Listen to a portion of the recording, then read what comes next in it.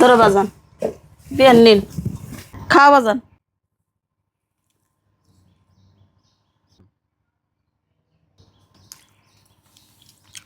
ধরো পুতিরা বউ পিঠাটা খাও। খানছে বিয়ান আনেরা, ও তো বাড়ির বউ, খাবনি পরে। মা খাও, ভাবি পরে খেয়ে।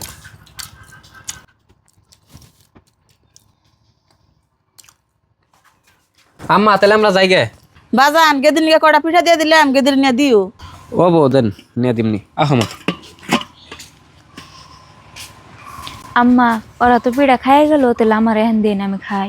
কে পিঠা দিব তোমার? তোমার থাকলে সে পিঠা দিব, যেটি আসলে খাওয়া দিয়ে দিলাম গেদিন নিকে। কেম মানে না কইলেন ওরা খাই গেলে তারপর বলে আমার পিঠা দিবেন, তাহলে আমার নিকে রাহুন নেই। বাপরে বাপ, আত্মসরা বউ গো, তুমি জীবনে কোনদিন পিঠা খাও নাই? কইছে দেখা তাই তোমার পিঠা দেন রাখবো। আম্মা ভাবি তো হাসা কথাই কইছে, আনে কোন হিসাবে আনের মেয়ের নিকে পিঠা দিয়ে দিলেন, ভাবির নিকে হাবাত দিয়ে?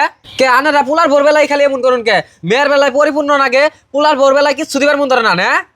তুই চুপ থাক, আমরা বাড়িতে যাই গে। কি আর চুপ থাকুম? ও উচিত কথা কইতাছি, তোমারও খারাপ লাগতাছে না? তুমিও এই একই ধরনের মানুষ, তুমিও তো আজকে পুলার বউ থইলে তারই বাহির বাড়িতে যাবত খেয়ে বেড়াইছ, তাও তার থুয়ে হ এমন কে তোমরা? হ্যাঁ, মেয়ের বেলায় ভালোই বুঝো, পুলার ভোর বেলায় পর ভাবো, এমনি করো না কেন মা? ভালো হয়ে যাও গা, তুমি একদিন পুলার ভোরাতে পরো নাকবো।